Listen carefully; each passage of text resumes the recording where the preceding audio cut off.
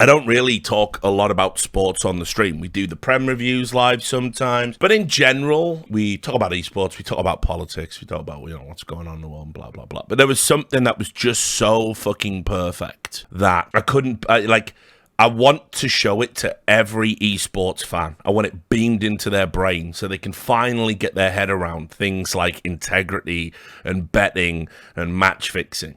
And it happened in another sport entirely, one that's incredibly popular with esports fans, and I'm sure many of you. It happened in the UFC. Basically, I saw something that is like my day-to-day in esports, and it was really fucking funny to see it cause the sort of seismic reaction that it did. Because in esports, it's another day, right? Nobody cares. But in UFC, it really fucking moved the dial in terms of people's reactions and everything. It's definitely worth bringing up, and I think some of you will certainly find it interesting. So, suspicious betting on UFC fight that ended in first round sparks probe. An ugly scene for UFC bettors this past weekend that you might have missed. UFC fighter Derek Minner, coached by James Krause at Glory MMA, lost in the first round due to an apparent pre-existing injury in the opening minutes. Minner was injured within moments of his fight with opponent Shailan. I can never say his surname. Shailan, anyway. That's who it was. That's what everyone calls him because his surname is Noordenbieker, with a clear knee injury that led Minner unable to get up. UFC commentator Dominic Cruz immediately speculated that the injury was pre-existing. He probably wanted to test it out, his knee, and see how bad it was. Cruz continued as he was covering up from strikes without attempting to move. He's not even trying to get up here. Now, the Twitter account spinning back this, because what you have to understand, money lines, people get this information. You can see odd shifts.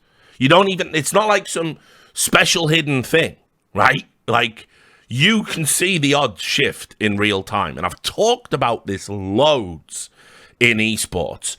Every fixed game in esports, every rigged game looks like this, essentially, right? This graph posted by the Spinning Back Fist account, which you might already follow it. And you can see here, this is essentially the odds in terms of how, what return you'll get, by virtue of who's a favorite, and who isn't. You can just see the huge odd shift representing an influx of bets to move the money line. This is crazy because it's just steady away, minor changes. You expect to see, whop. And obviously, in every single fixed game in esports, this is what happens. The people who are in the know place their bets as close as they can. Because here's the thing. You don't want to do it too much in advance. It raises suspicion. It also means that, if you do it and then you do it and then you do it and your mate can't do it till tomorrow, they're going to get worse odds on the return.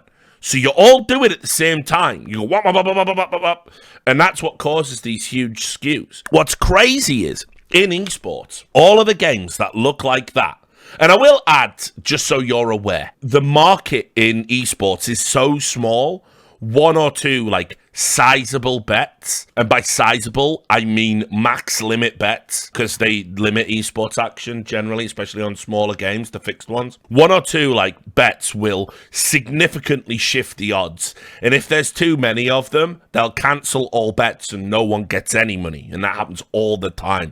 I'm signed up to, alerts that you can get when that happens, and it happens all the time. But what's hilarious is, because the punters, the bettors can see this, go to any HLTV thread where there is just blatant fixed games going on, just blatantly strange matches, and you will see that's what happens, and everyone goes, lol, can't afford to lose, don't bet how much, and it's dude, this alone prompted an investigation in the UFC.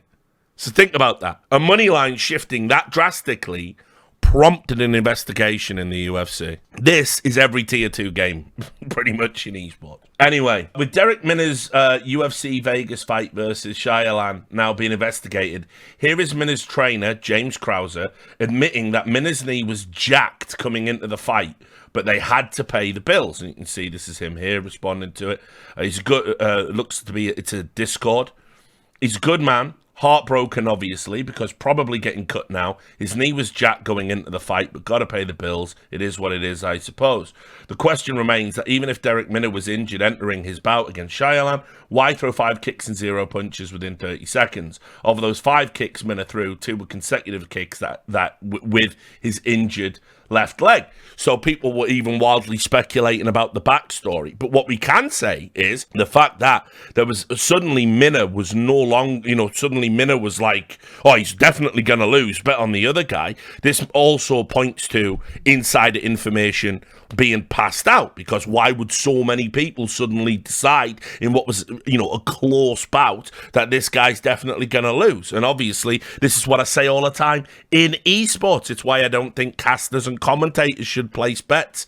We hear things. Like, as you know, if you went and watched the Launders episode of the Richard Lewis show, I knew Config was going to be a stand-in for Stown before that was public.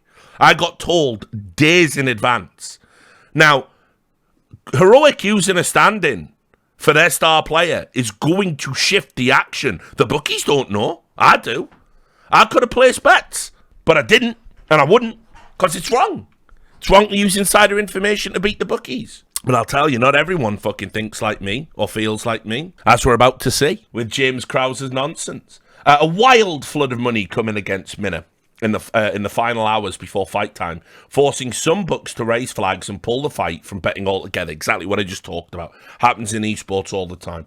Even as their lines moved, making Shyalan a massive 450 favourite, money still came flying in on the favourite. So that's another thing. Like when you're not even getting a favourable return, because the odds are so like, okay, you're such a massive favourite, but people keep betting on it because it is a sure thing. There's no risk. That's when you know you've really got something smelly. As smelly as Sonic the Hedgehog's running socks, I believe. So plenty of sports books were reached out to for exact betting figures, but due to the now impending investigation into this fight, they were unable to do so. But what's important is that there could have been some insider trading that was involved here. The aforementioned Krause, Minner's coach, does run a betting syndicate operation called the 1% Club, where bettors pay him for his UFC betting advice. Whether that is actually insider trading is unknown. Now, I'll tell you this absolutely would not fucking fly in football. Like, that's outrageous. Wait, you run a gym, you coach fighters, who go to events. You get all the insider info. You charge people to come onto a Discord called the 1% Club, and you give out betting tips and insider info to them so they can win money.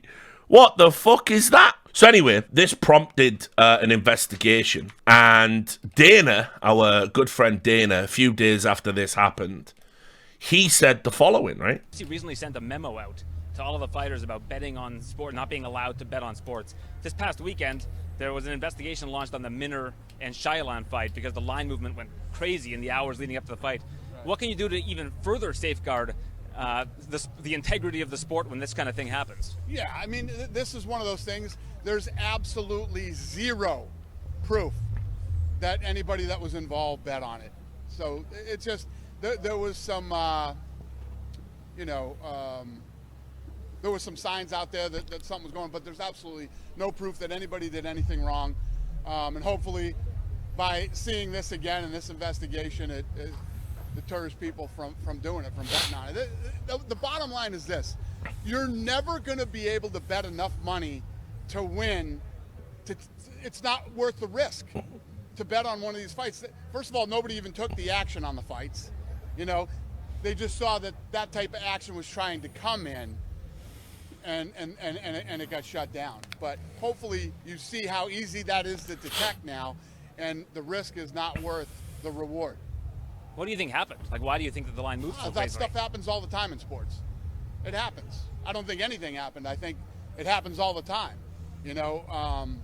I think it was being made a bigger deal than it actually was. That's a fight with two guys that not a lot of people know about. That's why it's kind of, I think, you know what? It's two guys that not a lot of people know about. It's a mid-card fight, right? Good question. Raised some alarms. Yeah. But it wasn't as big a deal as people were making it out to be. It's not that big of a deal. It happens all the time in sports. There's absolutely no proof that anybody did anything wrong, but you can see now how easy it is to detect if you start doing that. And the bets don't even have to be placed. All they have to do is somebody trying to place the bet. And nobody's going to take a bet that big on an MMA fight. Unless you're at one of the casinos and you're a massive player, right? If you're a massive player, the casino would probably take your action. But other than that, you just walk in off the streets and try to throw 30 grand on some obscure guy on the bottom of the card?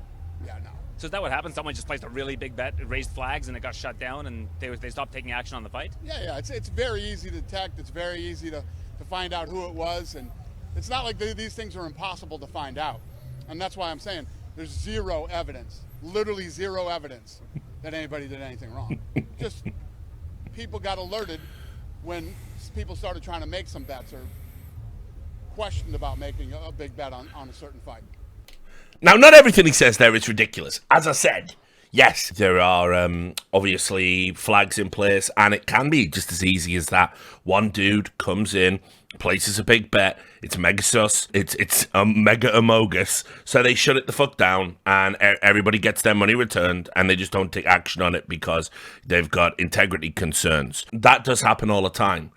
But the idea as well that there's zero evidence, this is like 4 days after the story broke or something. And I'll just show you a clip from an Ariel Helwani podcast where I would say this is evidence. I would say this is pretty compelling evidence. Very interested in the betting side of things. Like, how often do you partake in this?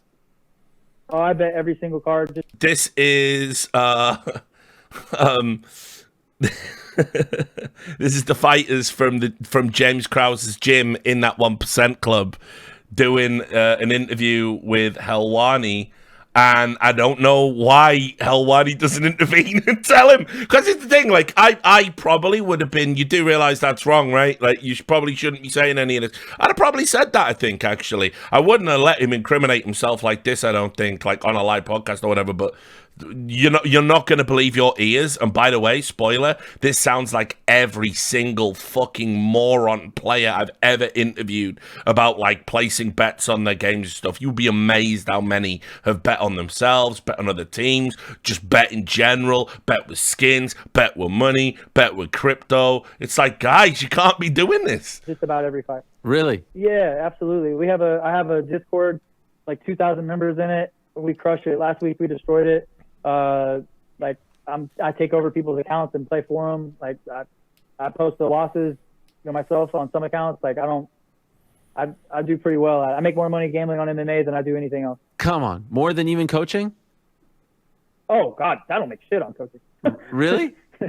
Yeah, no, I mean, absolutely not. Like, I mean, if you're talking about time, yeah. No, like if I go out on a Wednesday, that's true. I go out on a Wednesday to Sunday. That's you know what I mean. I make 10% of a guy that majority of. I mean, if we're not talking about Brandon Moreno, like right. Most of my guys are entry level guys making 12, 14, 14. I have some guys making in the 20s, but even at that, like you get 10% of 20 grand is $2,000. I'm on the road every weekend, right. Wednesday to Sunday. You know what I mean? Like it just doesn't.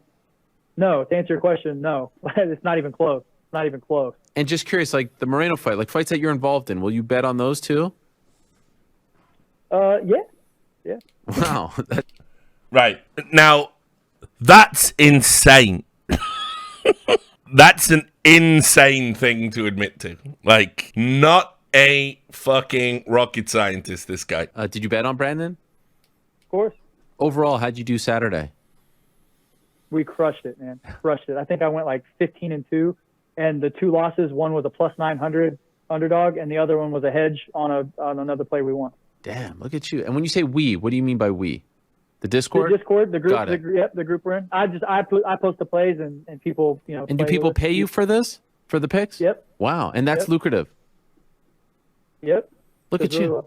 But it does. But I mean, they make way more. You know what I mean? Sure. Like we have a couple different entry level positions. Like we have a $50 a month and I have a $2,000 a month. But they make way more than, they make way more than they pay. That's for sure. And just if someone wanted to join this, how can they sign up for this? How does that work? The link is in my bio and all my stuff. Okay. I have a link tree on there. So.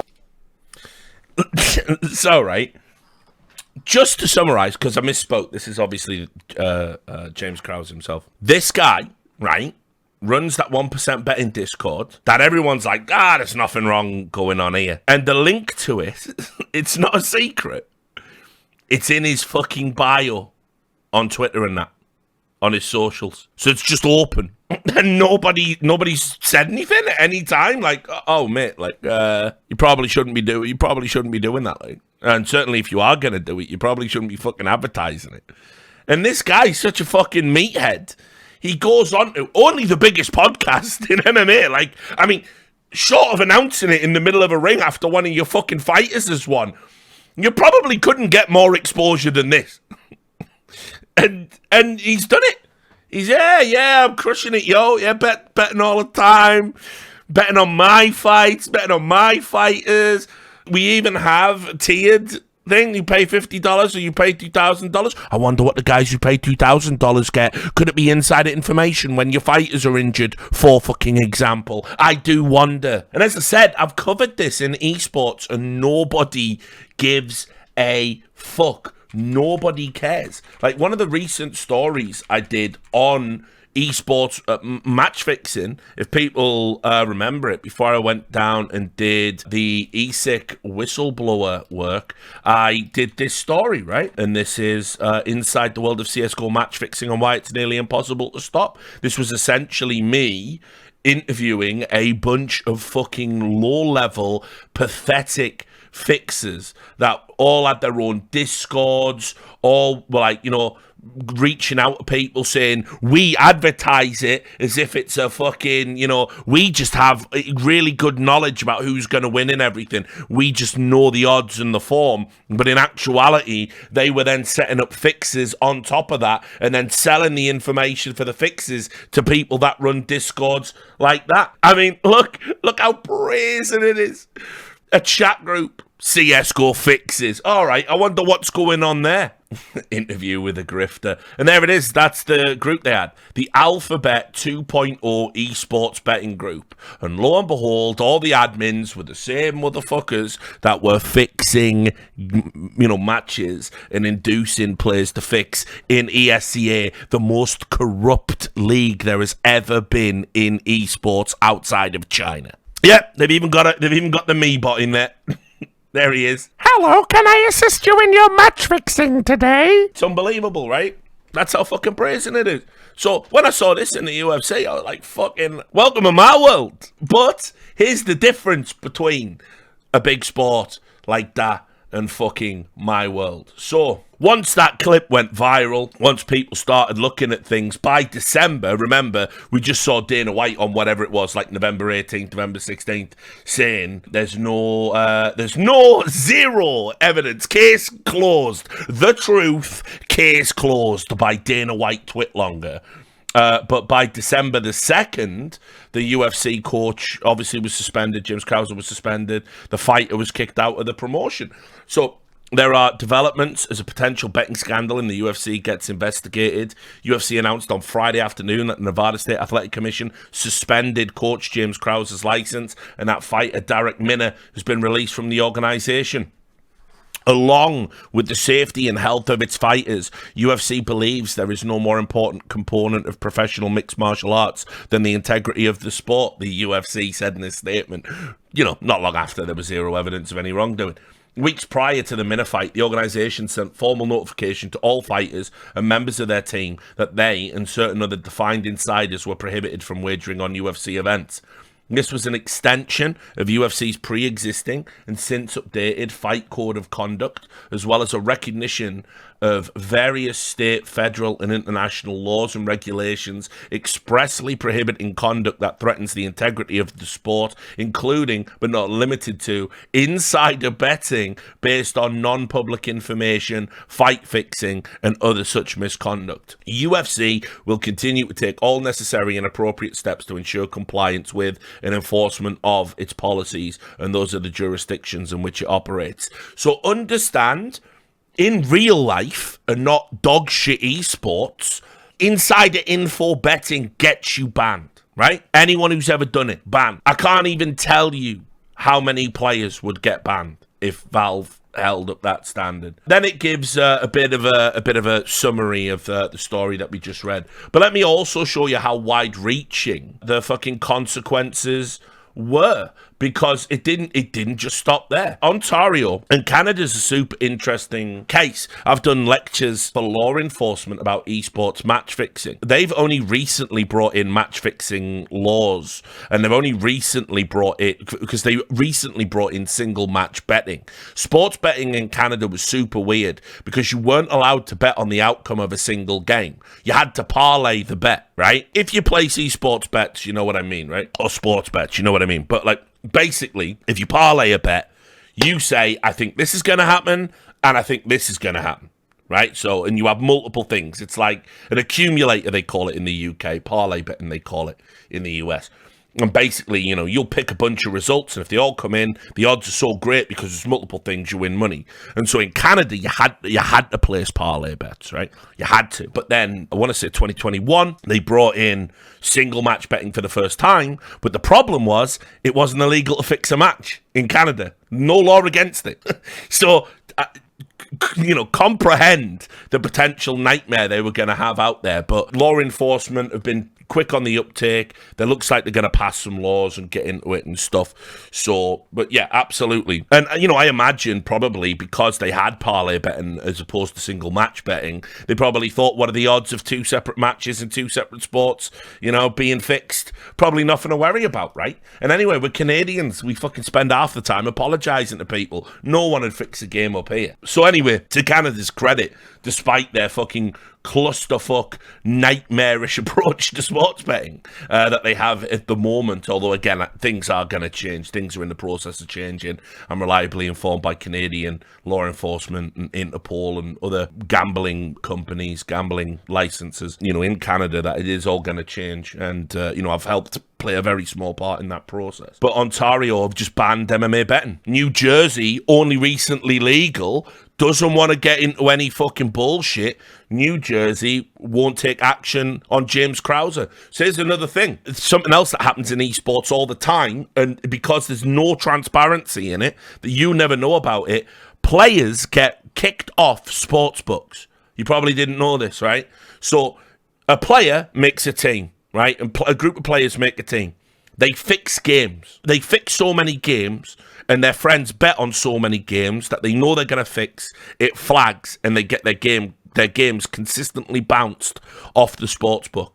So what do? They turn around and they say, we won't take any more action involving that team, those players. And so this is what's wild. The core of the Akuma lineup, who would certainly never cheat or never do anything bad, they'd already been kicked off multiple sportsbooks. Nobody took action on their fucking games because they'd fucking fixed matches, obviously, in the past. Nobody said anything about it. Anyway, this is Ariel's take on it. Or Ariel, I should say. To stop offering and accepting UFC bets to, quote, provide the necessary safeguards against odds manipulation, match fixing, and other integrity issues. That's a big fucking deal. This is a whole province. So basically they're kind of questioning the legitimacy of betting on MMA at the moment. This is a government decision. The largest and most influential province in the country of Canada. What happens if there's a trickle-down effect to all the provinces? Imagine, just take this to the umpteenth degree, but one of the big 9-figure sponsors of the UFC is DraftKings, you know what I mean? Wow. And like, one of the things that they're continuously pointing out is the odds of these fights now. It's kind of crazy that you're quaking at the very financial roots that are supporting you. That is a big deal. I know you said this isn't directly correlated to the Krause situation, but in your guys' opinion, have we heard the last of the Krause situation? Do you think that's gone away? Is that put to bed? Or do you think that's something we could be hearing about more? I think there's more to come. More to come indeed, and there was. Didn't just end there. Lo and behold, there was a sort of cascading effect through Canada. Alberta was the next province who said, we're just not going to have MMA wagering anymore. You have to understand, by the way, why this is a big deal, because maybe you don't. So first of all, let's just talk about the history of the UFC. If you followed it, because again, I don't know if you know, I'm a boomer, right? My first UFC event I ever watched that I was able to get, one of my friends, I can't even remember how the fuck he got it, some dodgy satellite or something. But the first UFC event I ever saw in and of its time was the classic event. It was UFC 4, Revenge of the Warriors. My mate taped it somehow and we watched it on VHS when I was a teenager. Right? And that was back in a time when obviously people turned up and everyone was wearing a gi. Right? You had people fighting in their gis. You fought your fights in a row. It was like a bracket. So you had a fight, then you had another fight, and then if you won that, you were in the final, basically. So you had 3 fights in a night, potentially. It was fucking mental. So sometimes the loser of a fight would end up going through because the other guy knackered himself out or broke his hand, smashing up the dude that lost. And the dude that lost was actually like, I'm in a better state to continue than the dude who won. It was insane. And the problem with that was, this is also back in a time when you could do groin shots. Right, hang on. I was talking about this the other day with one of my mates, funnily enough. Because UFC 4 is the one that has some of the most brutal shots I've ever seen, right? Like, to anyone's fucking groin. Like, a groin shot's a joke at the best of times. Here it is. Get back in the thing, you're disqualified. And Hackney has punched very well before with his opponent on the ground. And he lands to the midsection of Joe Son. Keep working. That is allowed in this competition, but that is brutal. Joe Son has not broken the lock yet. 2,000 right there. Fuck me. So anyway, right? Yeah, that's how it used to be, guys. Like, again, I know most of you probably weren't born, but let me tell you, you're watching that as a kid, you're like, fucking hell, I thought boxing was fucking mean. But the problem with that is there was no serious combat sports commission in the world, really, that was gonna, mainstream this. People were very squeamish about it. It was called a blood sport. We'd also just come out of the 90s and the late 80s where you had all of this stuff, like all the movies that were coming out, like Van Damme, Kickboxer, Bloodsport, all of this stuff about, underground combat dens, fights to the death. Bare knuckle boxing was a big headline-making story in the UK right now. So I think somebody had literally got punched to death in a bare knuckle boxing bout. Again, this might have been in the late 80s, early 90s. But basically, there've been like gypsy bare knuckle boxing fight. Obviously, they never end until someone drops. And I think they had something insane, like 50 rounds. Just fucking... And some guy just keeled over and died. He just punched out. Just literally super punch out. Gone. Fucked. So there was all these headlines swirling around the world. Combat sports had a fucking real bad reputation. Anything that was perceived brutality was not acceptable. Anything that was perceived as cruel. Also, as well, just in boxing, we had enough problems. If you fucking remember Nigel Benn, Gerald McClellan, fuck me. And obviously Michael Watson as well. There wasn't the protocols, even in boxing, which was a much more regulated sport, to stop critical brain injuries occurring. So the MMA, and particularly the UFC, they had to make so many changes to get mainstreamed, to get welcomed by the commission, to be in the place they are now. I understand that Dana White's done a lot of unpalatable shit. I get that the fighters don't make money that they should. The stuff with the Reebok sponsorship, I can never go along with it, no matter how much he says it's about sustainability and blah, blah, blah. But also, he did help mainstream the sport and make the changes necessary to get it accepted. And things like this are going to fuck it up in a way that could be cataclysmic, because the betting action is so important to the UFC experience right now. Gambling is interwoven into the broadcast. The odds are next to the fighters' names when they come out. It's sponsored by, DraftKings and all this stuff. And remember, DraftKings and Alpha Draft had that thing where insider trading, where the DraftKings staff would bet on Alpha Draft using the knowledge they got from inside their systems, and the Alpha Draft people would go and bet on DraftKings and they all knew about it. That got both of those sites closed down. It took them ages to come back, and that was just for fantasy. So There's all this fucking mess that's been going on. It's took ages to get to where we are now, where it's like sports betting is integrated into the broadcast and it's all okay. Even the Americans going, yeah, betting. It's all okay now. We're not going to be mad, demented Puritans about gambling. But stuff like this has such a seismic effect on the sport. And it doesn't end there. The UFC wanted to cut the rot out and send out a definitive statement. Now, as you heard from the coach's mouth himself,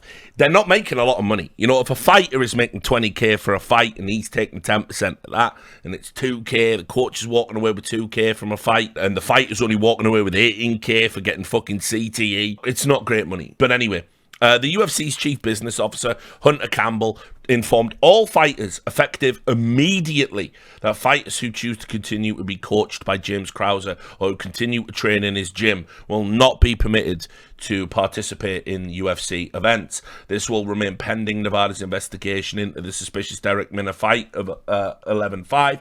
It's 5th of November to Europeans. And as of now, Krauser's license has been suspended in Nevada. The UFC has also released Minner. The full statement is there. Now, here's the problem. Canada's one thing. This probably won't happen because there's too much money involved. But if the limited sports books that you have in the US, and obviously Nevada's the big one, if they withdrew support and didn't take action on fucking MMA, that would be so seismic for the sport. It could go some way towards even killing it in a way. You know, I want to make it clear that the good news is that even though Dana was wrong, right, saying, you know, there's zero evidence and blah blah blah and it's not a big deal, that when it got to critical mass, when it came out of the horse's mouth, you know, when there was self-incrimination, people took action. And people were removed from the sport, essentially, because the UFC is the only show in town, especially because they bought up the competition. So it just made me chuckle. I thought you'd appreciate that. You know, why can't it be like that in esports? Who knows?